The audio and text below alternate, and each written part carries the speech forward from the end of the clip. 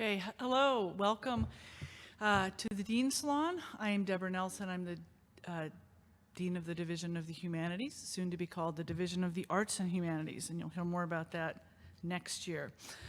This is our last event of the year. It's our third of 3 Dean Salons, and we're coming off 2 really exceptionally powerful events. One was the Berlin lecture with Daniel Mendelsohn. He is an essayist and classicist. You probably know his work in the New York Review of Books or the New Yorker, and he gave a series of lectures on his translation of the Odyssey, which will be coming out from the University of Chicago Press in the spring of 2025. We also had a wonderful lecture that was attended by a lot of alumni by Peter Kornicki on the manuscript culture in Japan as part of the Paleography in the Book lecture. This is the 3rd Dean Salon. The first one was Wicked Problems with Patrick Jagoda and Daniel Holtz. The second one was Creative Conversations with Robin Schiff and poet Robin Schiff and historian Ken Moss. And I'm really glad to welcome our online audience because many of you have attended not 1 or 2, but all 3 of our Dean Salons. The point of these salons is to continually demonstrate the importance and the impact of humanistic learning and scholarship. We are always hearing about the humanities and their demise. That is certainly not true at the University of Chicago, but it's really not true anywhere in this country. And we need to be demonstrating what it is we do for our collective community in the arts and in the humanities. One of the reasons why I wanted to invite Gil Stein and Tim Harrison today was we've been reading a lot in the newspapers about ancient DNA and the destruction of temples and a variety of things related to the ancient world. And I wanted to get a handle on, well, what does it actually mean to preserve the past? Why do we need it? Many of you have just toured the gallery. We have lots of artifacts. Do we need more of them?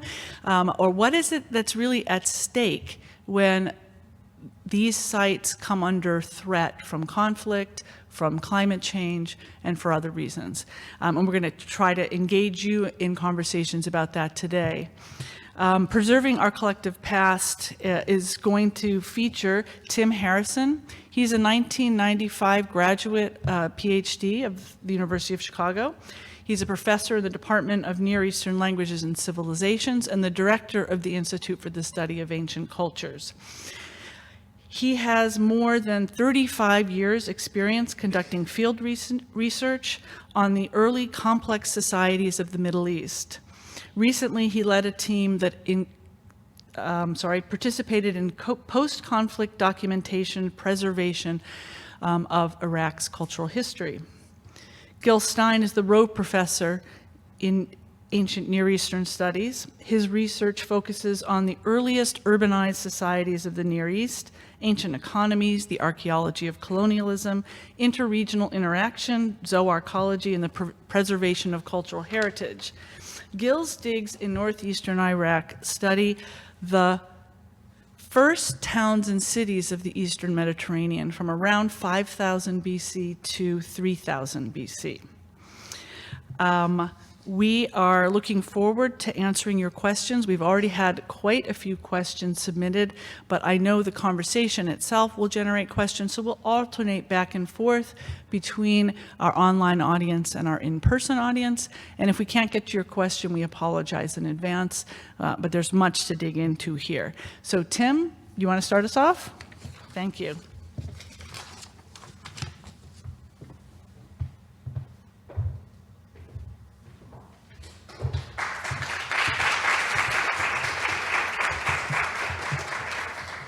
Thank you, Debbie, and I'd like to extend also on behalf of the Institute for the Study of Ancient World Cultures, or ISAC, those of you who are here in person and then also online, welcome.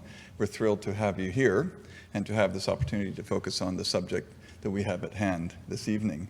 We face a world cultural heritage crisis, one that is intensifying, frankly, by the day. And what we'd like to focus on this evening is to think about ways in which, particularly from the humanities perspective, that what we can do about this, or what we maybe should do about this. And we want to present what is actually a very long-standing part of the tradition, both here at the University of Chicago as the entire institution, but also some of the projects that have been ongoing, some for up to a century from the part of the world that we've been working in, and that is the Middle East. But first, just a brief pause to think about what we mean by cultural heritage, and invoking here the standard definition that comes from UNESCO. Cultural heritage is the legacy of physical artifacts and tangible art attributes of a group or society that are inherited from past generations, maintained in the present, and preserved for the benefit of future generations. And that part I want to really highlight and emphasize here. It binds together communities and nations through shared history and identity. Cultural heritage includes both tangible and intangible heritage. And so for us in the Institute, where we study the past, it engages for us with the present, and it does so in the way that's articulated in this definition of what we believe and what we understand to be cultural heritage. So, as my colleague Gil, and you'll hear from him shortly, likes to invoke, we face a cultural heritage that is at risk now more than it ever has been in human history.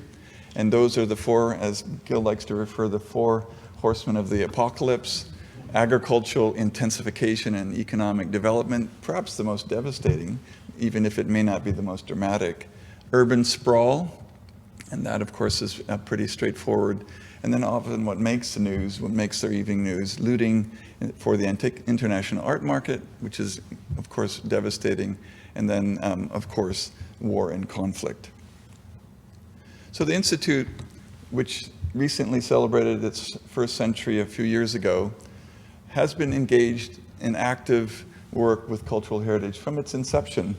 And I like to use one of our projects, which we will be celebrating its centennial later this fall, the Epigraphic Survey of Egypt, as a good example of just how that long-term dedicated work has continued. And you see here slides of the different parts of the work that the Epigraphic Survey has done. Foundational scholarship, but also scholarship that engages fundamentally and continuously from the beginning in the preservation, the documentation, preservation, and restoration in time, in places of that rich cultural heritage. The Institute has also been involved in salvage projects over the years. I just single out a couple here. I could go on all evening. Maybe the most famous, the so-called Aswan Dam projects that resulted in salvaging much of the rich cultural heritage of Nubia in the 1960s, involving excavations of dozens of sites. The Institute itself was involved with the direct excavation of 20 of these sites threatened by the building of the Aswan Dam. Similarly, in the 1980s, the work that was done in conjunction with the building of the Ataturk Dam along the upper Euphrates River Valley, which also eventually covered hundreds of sites. The Institute was heavily involved in doing salvage work with sites such as those. I guess those would fall within the development side of the four horsemen of the apocalypse. The other, through conflict between communities, this has been the work actually of my colleague Gil, leading a team in Afghanistan working to try and conserve and partially restore close to 1,000 of the sculptures, the so-called Hada sculptural project. An absolutely amazing project putting these together that had been smashed mostly back in the early 2000s by the Taliban. And then we've very recent and ongoing work in areas that the Institute had done field work back in the 1930s. We have been working at archaeological sites in what we call the Plain of Antioch, in an area of southeastern Turkey that borders on northwest Syria, so an area of intense conflict over the past decade plus. And you see a map here just to give you a sense of the scale of the challenge.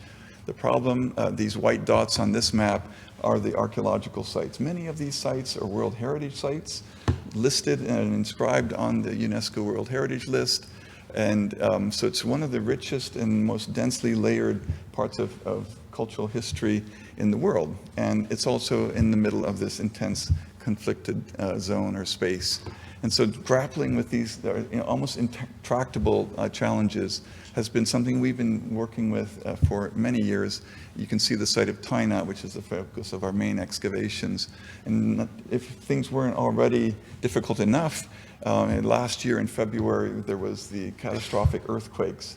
And the area that we've been working in, where you see the circle, was actually one of the most devastatingly impacted areas by those earthquakes, both on the Syrian and on the Turkish border, or sides of the border. The same area that I showed you in the previous slide, where already conflict has displaced millions of people and has caused so much suffering and destruction. So we've been involved in a number of different ways, but most immediately I just single out example from the Archaeological Museum there, which is actually one of the world's great museums. Some of the most spectacular remains, including mosaics that are on par with any you'll find anywhere else in the world, was devastated by the earthquake. And we went back and we were meeting with officials and asking what could we do. And they surprised us because they asked us to continue doing the work that we had been doing as a way to show that there was a continued commitment to that cultural heritage preservation effort.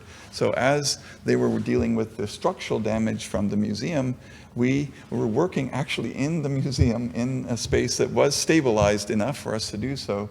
We have had a team working there nonstop through the year, mostly Turkish colleagues working closely with us, restoring some of the sculptures that we've been working on painstakingly over the past decade, plus restoring these sculptures. And they've actually played a role that we didn't anticipate, which is that in the aftermath of the destruction of the community, they have identified some of these sculptures as kind of symbols of the community. And our efforts to restore them have actually become a kind of unifying symbol of the community's efforts to rebuild in the aftermath of the earthquake. And the final example I give is perhaps the most dramatic, and it has to do with the post-conflict heritage restoration work going on in northern Iraq, and specifically in Mosul, coming out of the battle for Mosul that really devastated one of the largest and oldest communities in the Middle East, million population, a city of several million people. And you have medieval, and then actually going all the way back to some of the earliest cultures, all the way into the Neolithic, in this ancient city of Mosul. And famous perhaps from the Western perspective for the site of Nineveh, also a site that has a long and tortured history going back to the 1800s in terms of Western interventions or interactions with the archaeology of this ancient and famous site. So we've become involved working with both state cultural officials in Iraq at their invitation, at their request, to help try to begin working on the development of a site management plan for this area that is under intense threat, both from the destruction that has ensued from the conflict, but also in the efforts to rebuild this city of 3 million people. And also the request to try and work on developing a proposal for World Heritage status of this world-renowned ancient site. And related to that, we've also been asked to help stabilize some of the monuments. And we were working specifically, starting in 2020, actually a rather tough time in the middle of the pandemic, but really called by the ministry and by local officials and colleagues, Iraqi colleagues, to come at a time that didn't really suit our time scale, but to work with them urgently. Why? Because what had happened in the time that ISIS had controlled this area, they had tunneled underneath these monumental structures and remains. And so these tunnels were now at risk of collapse, threatening the structural integrity and stability of these spectacular remains. So we went in and began documenting and trying to do structural assessments of this. Not something that I was trained, by the way, when I was a student here back in the 80s and 90s. So this is really not something that was in any of the school textbooks or classrooms that I ever had, but it's really compelling, and the urgency of it was what really drove us. And working with partners that we wouldn't normally have also worked with. So the United Nations Development Program, the UNDP, came in and worked with us, doing something they didn't normally do. So outside their comfort zone, helping us to stabilize these tunnels. You can see the scaffolding, and also then we backfilled it with sand so that it could become more stable. And then the other part that we're doing right now again, working closely with both cultural heritage community leaders, but also with the municipality, trying to develop a long-term plan, as I said, around the protection of the site. And our strategy is a kind of two-part one, again, coming out of the requests or the interest of the community to create a kind of buffer around the site. And you can see that the fortification walls are the kind of dirt ridge there in the near background. And then in the foreground, the green is landscaping. They would like to, and there's a desperate need for space, public spaces for the community, for parkland, for them to be able to relax, families to be able to take their children out of their homes into a relaxed space and play and enjoy time of recreation and relaxation. So the two-part strategy here is to protect the site, develop a kind of buffer that preserves this very important cultural monument that is a unifying symbol to the community, a community that's deeply fragmented, that has endured enormous conflict, but that has a shared cultural heritage that they all claim and are proud of, and at the same time having a modern, contemporary impact by creating public spaces that can also contribute to the rebuilding effort underway in the city. I will stop with these examples, and I will now ask Gil, my colleague, if he might come and take us to the next part of our presentation.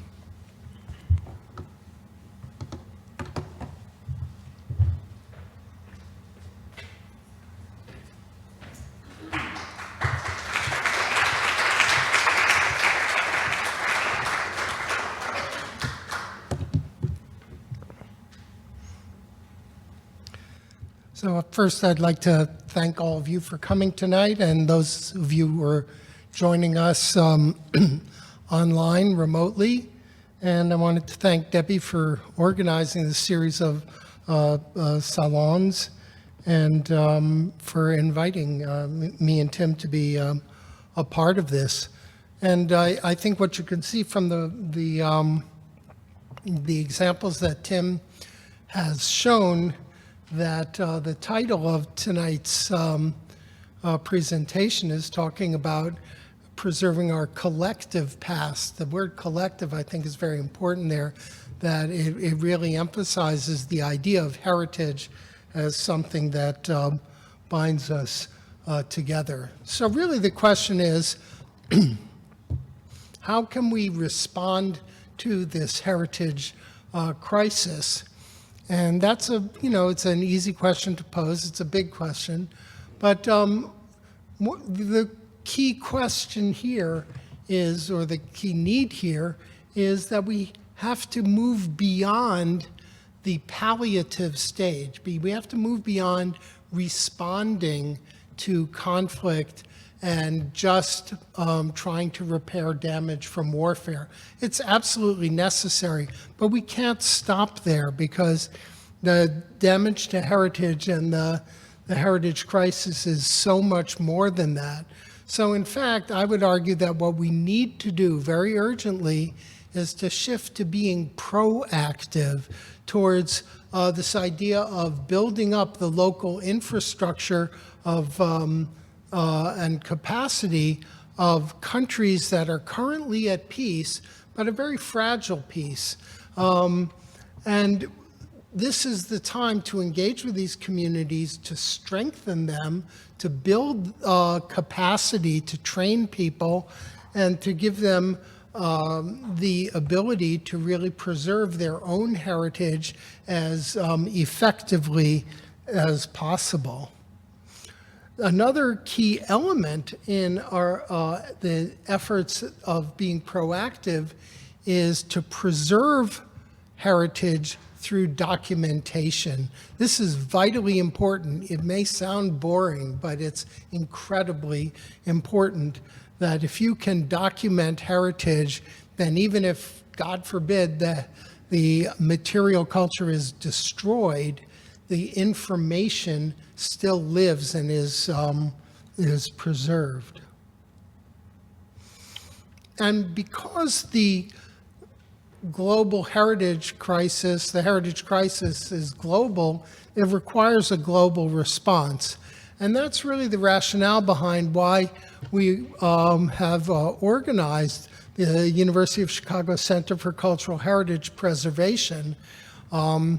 It's because this requires entirely new ways of thinking. We have to think transnationally. We can't focus on individual sites or monuments or even countries anymore, because the conflicts and the crises go way beyond. They extend clear across these kinds of conventional boundaries. So we need to think about it differently. We also need to recognize that this crisis is evolving rapidly and almost metastasizing. And so we need to develop innovative new ways to deal with these problems effectively. And it turns out the University of Chicago is one of the best places in the world we can do that.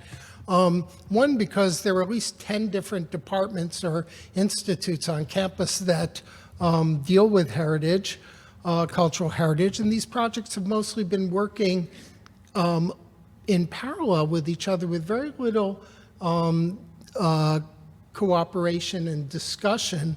And what we want to do is to bring together this incredible wealth of expertise and in methods with the expertise in content areas so that we can generate new ideas and new ways of looking at heritage and new ways to preserve that heritage, both in this reactive way, but especially in this proactive way.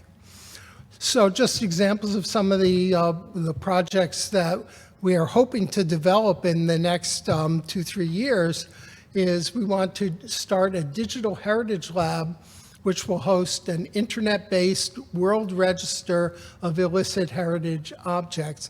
And you might be surprised to know that, but nothing of this sort currently exists. And it would be extremely valuable to have something like that. We also want to help countries at risk develop applications to UNESCO so they can get their sites inscribed as World Heritage Sites.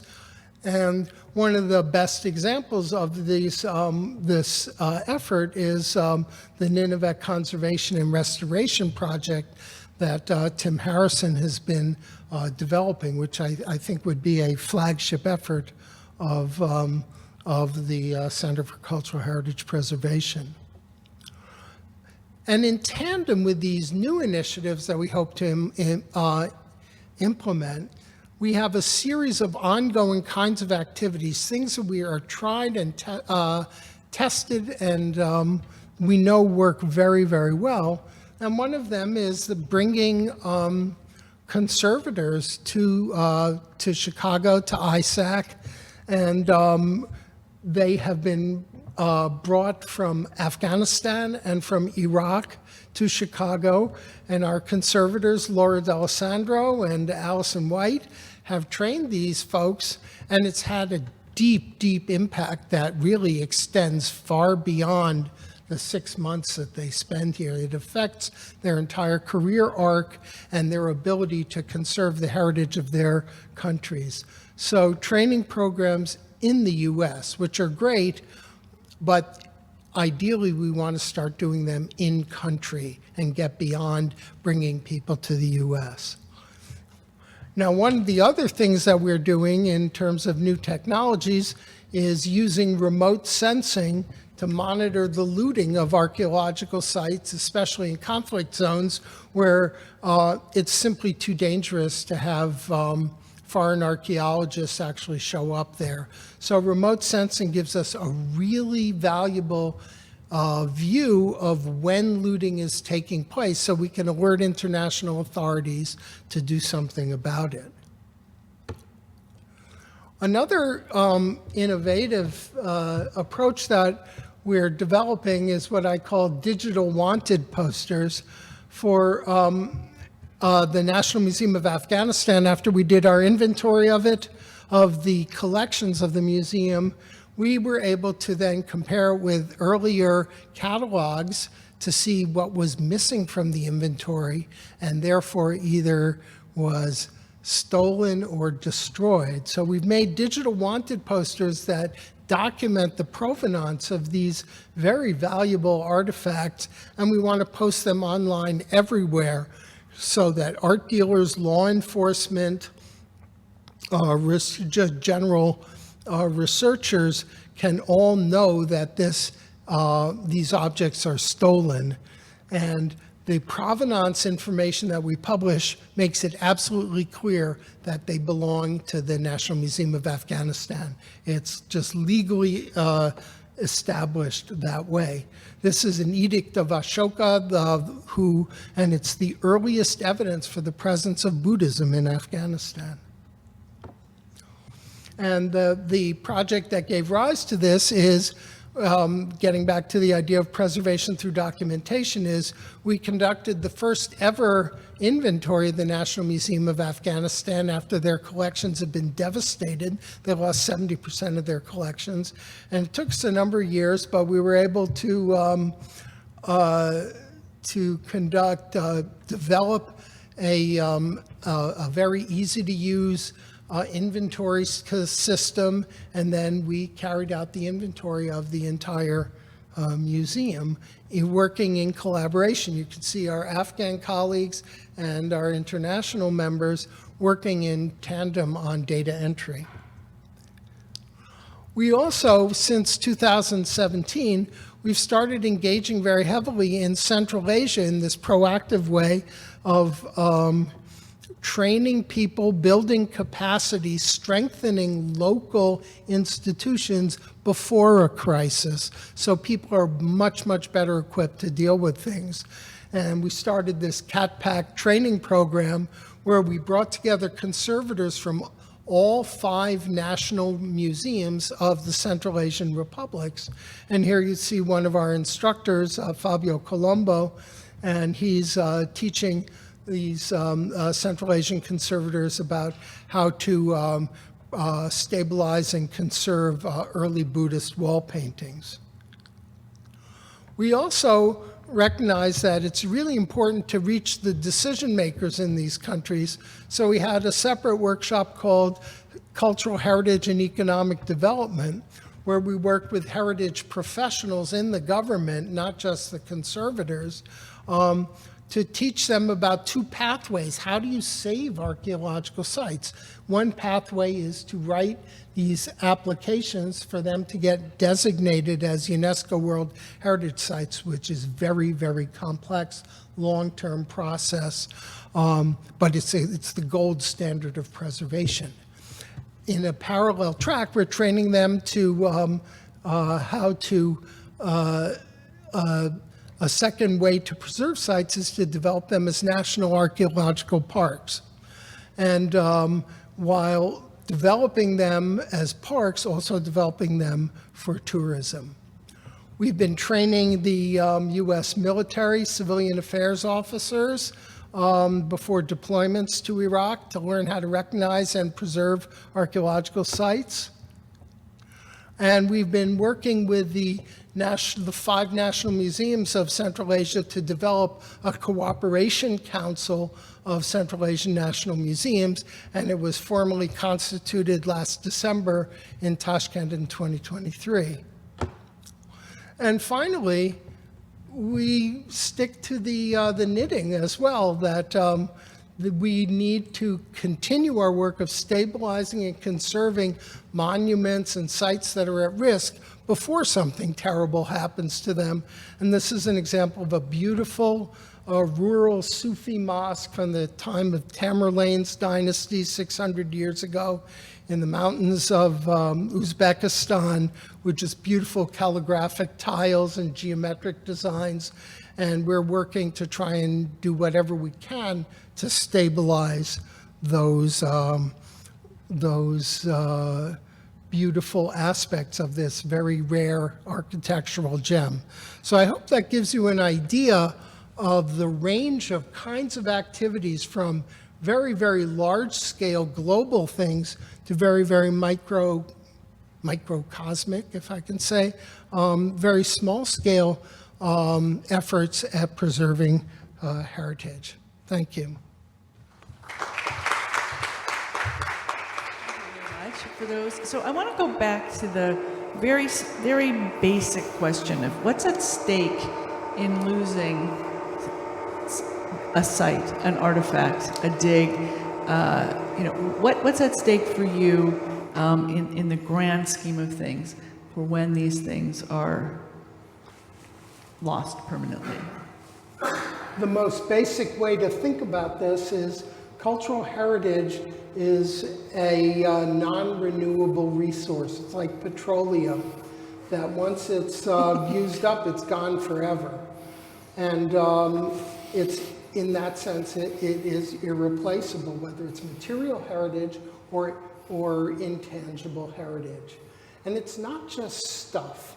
That stuff are the lodestones that, or touchstones that a culture uses to hold themselves together. It defines who they are as a community. It defines their very identity, and therefore the loss of it is devastating. And of course, that's why in times of combat, people who want to go to war against a people almost always go to war against their culture first. People, just to say one last thing about it is that people often say, well, why do you care about buildings and what about people? And the answer is they're completely intertwined. That Raphael Lemkin, the man who defined the term genocide at the end of World War II, he encapsulated it very well, that as part of his description of what genocide involved, it always involves a first stage of destroying the cultural roots of memory, because that's what materializes who we are. So it's not just an abstract thing, it's very, very real. And that's why I believe it's important. Right. No, it's really important. Tim, do you want to add anything? I don't think I can really add much to that other than just to reinforce the point of how much it's an anchoring of communities.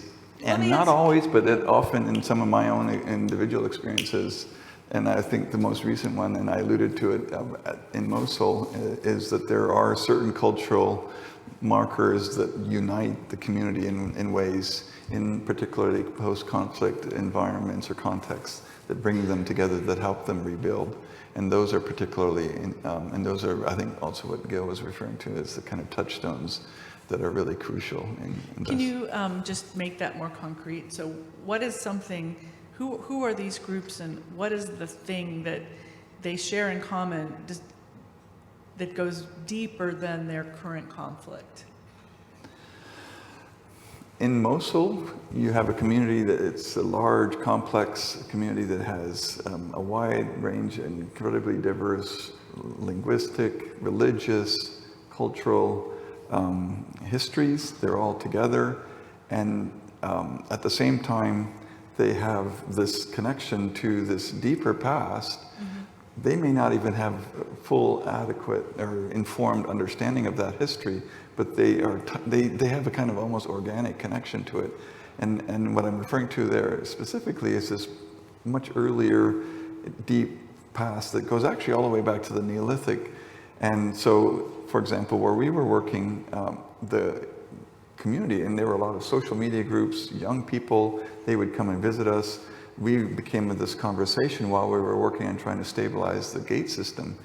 The gate system may not have meant something very specifically to them, but it symbolized this larger shared sort of patrimony or cultural heritage that they had. Perhaps if I can give one other quick example from my own experience that has been really even more, maybe a better example in some ways, has been these sculptures that we've been putting together and restoring in the context of the Hittite cultural heritage of southern Anatolia, and in the aftermath of the destruction in southeastern Turkey. Yeah.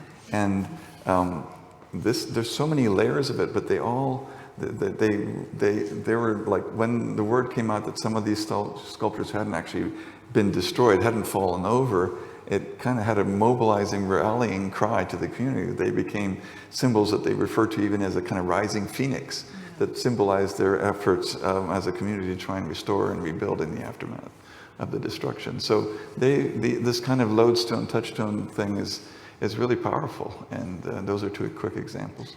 It was interesting to me because, Gil, one of the things you said was, oh, the conventional boundaries. But what I think you mean is the national boundaries, right? And so but for someone who works in the 5,000 to 3,000 era, these are meaningless boundaries, and they're in fact incredibly recent, ways of marking out space. So there's, that if you want, you were saying if you want to look at the heritage sites, you have got to disregard the national boundaries because they don't conform in any way to the linguistic and national boundaries that we now take to be natural, but of course are anything but. How do let's say the 5 Central Asian communities look beyond that, or do they look beyond that, or is that familiar to them?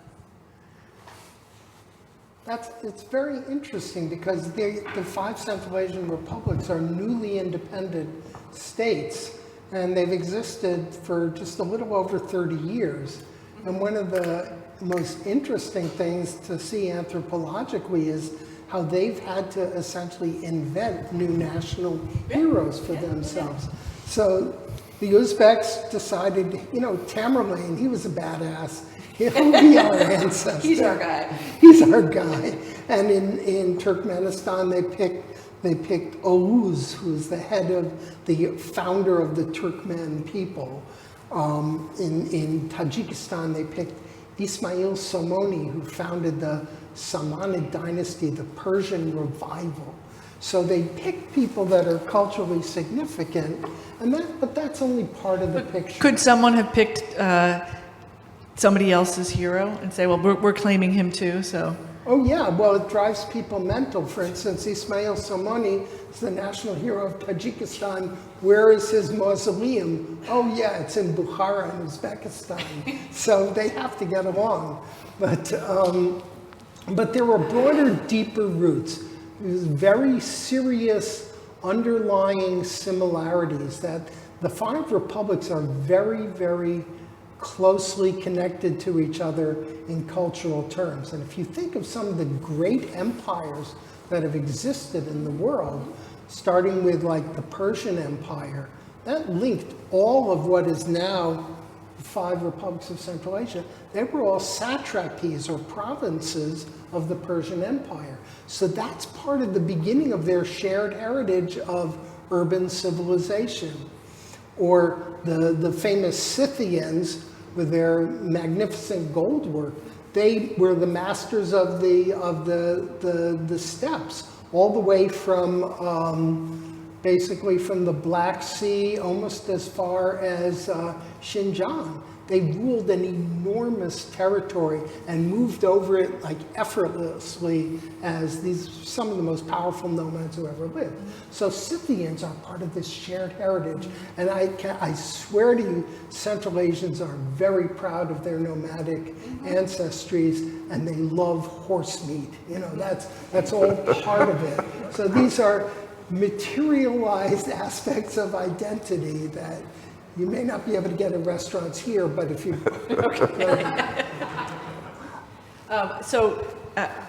One of the things that, given that I opened up by saying, we're getting news of this all the time, and to think of the ancient world as newsworthy and newsy, that we're actually getting new information, sort of what are some of the things that we are learning as we continue to excavate and continue to explore?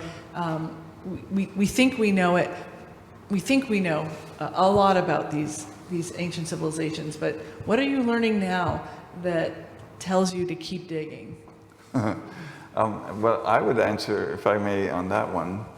I was actually in a conversation recently, and it was about the fact that I was a student here 30-some years ago, and we started talking about the fact that what I did my dissertation on was essentially to try and sort of prove some of the theories that my advisor was developing around early urbanism, but in the Levantine context, or Eastern Mediterranean. And over the next 20-some years or so of my own scholarship, I had this kind of loss of faith because the results of that research actually undermined the hypotheses and theories that had been published by my professor.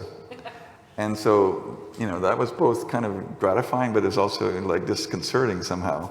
But now, I have to say, as I look at the students that have been studying with us and working on actually our ideas, my ideas, and the ones that our colleagues of my generation have been developing and promoting, if you will, they're starting to go past that. So there's this, so they're building on it. Which ideas are being, let's But say, they're also, so there's a kind of a hypothesis-driven kind of scholarship, but at the same time, they're really moving us beyond our own understandings, and I think it's a deeper understanding, a more nuanced understanding that results from that kind of process. And it's gratifying, actually, to see and hear and listen to my students actually shooting down my, articles that I had written a few years back, and was very proud of them at the time. It's like, yeah, I can't, that's got to go.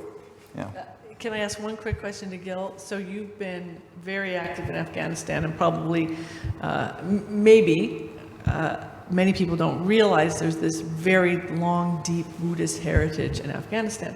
So what in your preservation work there what sort of new revelations have come out of that about the Buddhist heritage in that region?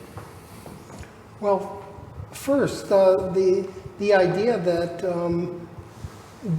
Afghanistan was a Buddhist country for 1,000 years, you tell that to the average Afghan, and they would just look at you and say, no, that's not true.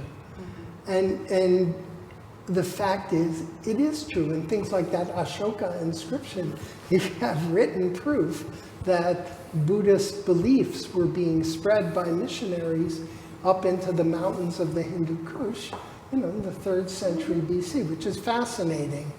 And so what we see is not just that Buddhism is so ancient, but what becomes really clear when you look at the cultural heritage of Afghanistan is the entire history of the country is one of diversity, of ethno-religious, ethno-linguistic diversity, that they live around this central massif of the Hindu Kush, and there are all these separate cultures, and for millennia, they have traded with each other, exchanged goods, exchanged ideas, and developed they developed a civilization of their own.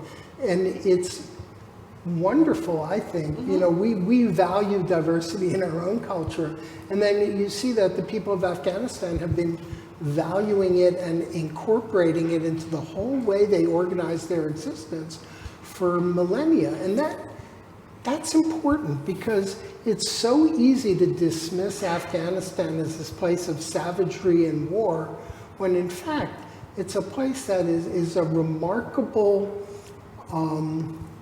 border area of great creativity, great cultural creativity.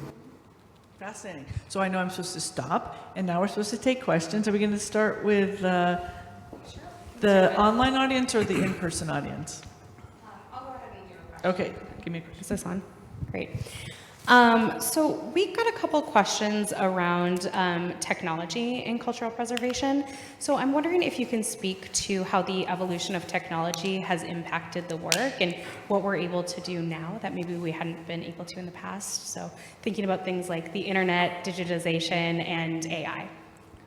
If I may, I can't resist taking this one and doing a bit of a plug at the same time. So archaeology and cultural heritage, we're like crazy about tech and the latest gadgets and the latest technologies and how we can apply them in documentation and field work and so on. So that is a long history.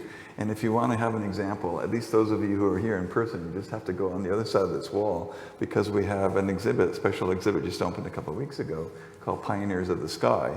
And it actually tracks over the past 100 years the use of aerial photography in various capacities, starting with balloons, kites, and now, of course, drones and other forms of satellite imagery. The long history of the use of that kind of technology to help with documentation fundamentally important to cultural heritage preservation. It's something actually that's been going on here at the University of Chicago for more than 100 years and in a very innovative way. So that's just one good example. I can give more. Is there any way that the technology has changed the kinds of questions you can ask? Gil, you want to answer that? I think that's a really good point, that we like to think of archaeology as theory-driven. The ideas push how we do our research. And in fact, it's the exact other way around. So when Willard Libby invented radiocarbon dating in 1948, this guy, Robert Braidwood at the OI, thought, oh, I can use that. And then he went out and he collected organic materials and started dating sites. And he found something remarkable, which was that the beginnings of domestication, the Neolithic Revolution, the origins of village life based on agriculture and herding of domesticated animals, it began thousands of years earlier than anyone had ever dreamed. So the technology totally pushed things. Just like DNA would be another good example. Complete game changer. And AI, as Tim was saying, in our Afghan Heritage Mapping project, we were running out of time, so we worked with the Research Computing Center at Chicago to develop a deep learning AI model where we taught the computer how to recognize archaeological sites. And so when we started, we had there were 5,000 sites known, and then as we were getting towards the end of the grant, we had about 12,000. And then once this AI model ramped up, by the time we ended the grant, we had 29,000 sites showing a range. It's the first ever map of Afghanistan showing this incredible wealth and density of settlements. Nobody ever dreamed that stuff was there. So it's wonderful the way technology sort of gives us a kick in the pants to get with the program, and we can do great things with it. I mean, one of the things I've read about, at least in terms of the DNA, is it's really rewriting the history of cultural mixing in the ancient world. So we thought it was these people, and then they met these people who were over here, but in fact, there has been so much more cultural interpenetration than we had ever imagined. That's a really important point, and that's one of the biggest discoveries of ancient DNA research, especially across Western Eurasia, is we can now track like second millennium BC nomadic groups where they're marrying people from 1,500 kilometers away. Wow. Not a problem. They just ride across the steppe, negotiate a marriage, and bring their wife home. Sounds fun. But what's so great is this stuff is incontrovertible. Right. And it's powerful. It would do a lot for us to look at some of this stuff in terms of who we think we are. And we may not want to know. Do we have any questions from? Yeah, we've got one back here. Okay. Thank you. Thank you for your presentation. The question has to do with speaking about restoration, Buddhism, Afghanistan, and so on. In the town or village of Bamiyan, where the famous Buddhas were destroyed, I guess about 10 years ago, something like that. Are you aware of any plan, any discussion about restoration? I imagine it would be very complicated, but nonetheless, that is of seminal importance historically, culturally, and just wanted your thoughts on that. Well, it's a really good point that you're bringing up when we're talking about why is material culture important. The destruction of the Bamiyan Buddhas just galvanized the entire world, let alone all the Hazara people in Afghanistan were just drawn together that the very symbol of who they were had been destroyed. And the question is, can you put them back together? And that turned out to be really hard because they're made of sandstone, and once it was blown up with dynamite, it basically just evaporated into sand. And so it wouldn't be possible to restore them in any way that would be meaningful. But one interesting experiment that this wealthy Chinese millionaire couple came up with is they got permission to install a full-size holographic projection. This is the work of Wu Hung does here. I'm sorry? It's the work Wu Hung does here, the ancient Chinese painting with holographs that are made with AI. And, yeah. But at like an unbelievable scale, about Right. maybe 3-4 times the height of this building. Wow. And I saw photos, video actually, of they did it at night, and the Hazara people of the Bamiyan Valley were watching. All of a sudden, this empty niche came to life with the standing Buddha there, and people were just sobbing uncontrollably. And it's just a really strong reminder of the power of these things. Right, absolutely. Sarah, you want to give us one from the Sure. online audience? Yeah. So we had a couple people asking about what happens when we make a new discovery that maybe helps us learn or understand a culture in a way that we didn't before. How does that reshape how we tell that story? And do you have any examples of times when a discovery has reshaped how we've understood something?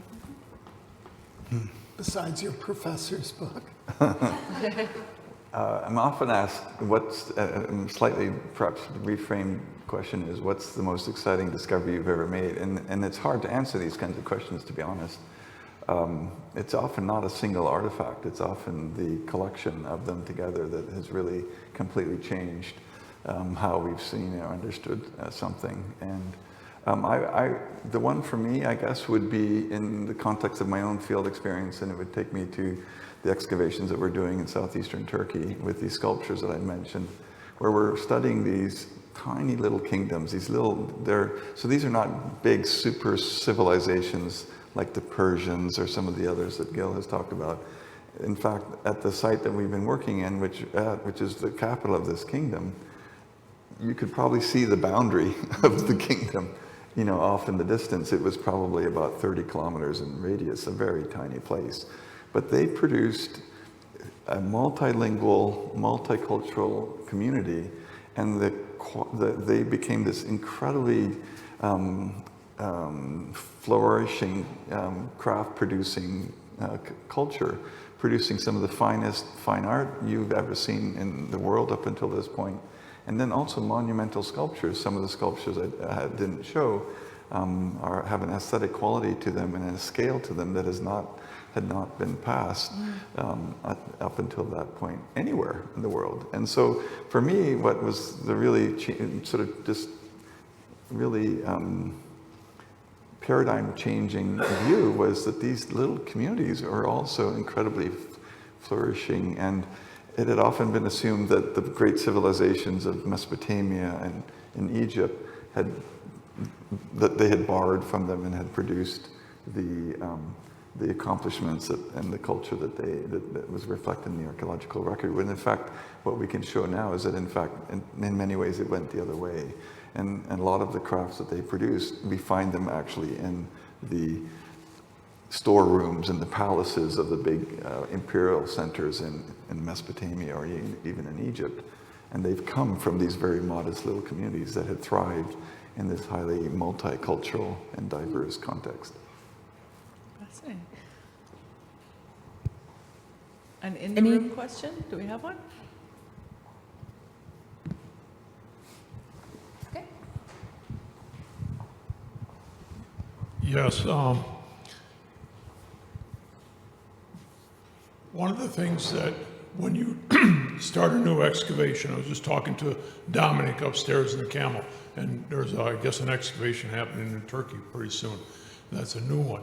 And a lot of the sites that are opened up are never touched until they're opened up by ourselves, and then others that come in and could do looting and things like that. That maybe the area that we're doing the work in just doesn't respect or sees it, takes advantage of it economically for night digging or whatever. And how much effort is put into now knowing all these things that are exposures at risk for our sites that we excavate and dig in, that we are now developing better relations with the locals and those types of programs so that you can have a excavation protected after you leave. That's a way that archaeology, I think, has evolved in really good ways since sort of the days of colonialism or neo-colonialism, is that it's simply not acceptable to just rip open a site, get out the information that you want, go home, publish it, get tenure. You know, I mean, that it often works that way. It's simply not acceptable. And part of it is archaeologists becoming more mature and more responsible in how they view their professional obligations. It's not just doing science, it's actually understanding that we're responsible, we're guests of these countries, we're there by their invitation. So the Turkish government has, you could probably address this much better than I can, that they've imposed very, very good and strict laws about all our archaeologists' responsibility to take care of the site. You can't just walk away from it. Yeah, I totally agree. I don't know how really to add much to that. It's just not, at least in the Middle Eastern context, but I think it's really true pretty much globally. You just don't go in and dig a hole anywhere anymore, and then gather and extract, if you will, your research and your results and disappear. In fact, you really need to be developing a kind of plan from the very beginning. And what I think the successful projects have been able to show is you can do both. You can engage in really exciting research, and I can give a real quick example from the work that's happening in that Shamash Gate complex in Nineveh. The results of as we've been cleaning the trash and everything else and dealing with the stabilization of this monumental structure, the archaeological work that we've been doing together with that has produced actually spectacular archaeological results. We'll save those for another day, but you can do both, and you should. Do we have time for one more question, or are we done? Final question? Right, that's an online question? Okay, maybe I'll wrap up with this question. A couple people have asked online what can they do as people who do not work in cultural heritage preservation? How can they support this work, and what can they be doing actively to promote cultural preservation?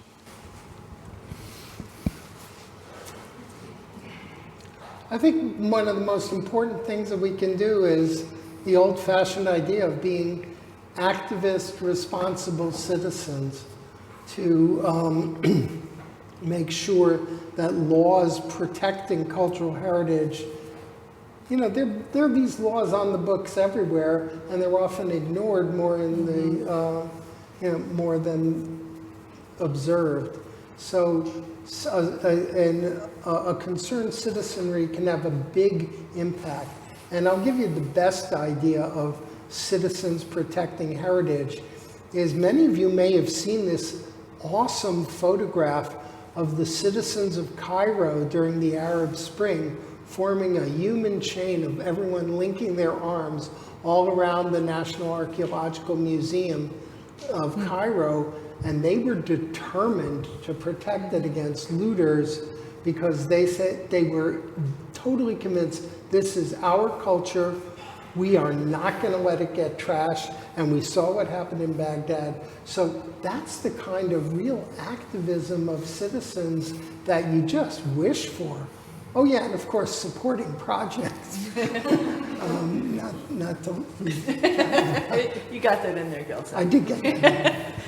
All right, well, thank you very much to all of you in the room, to you online. I'm very grateful to Tim and to Gil for sharing their wisdom and their deep experience and knowledge of these areas and these projects.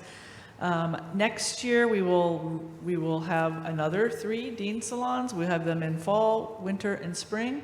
And we will be announcing the slate in, let's say, September, because we don't know who is going to be next year. But it will be just as interesting, or even more interesting, if you can imagine. So please join us. Look for the advertisements for the Dean Salon, and we'll see you next year. Thank you very much.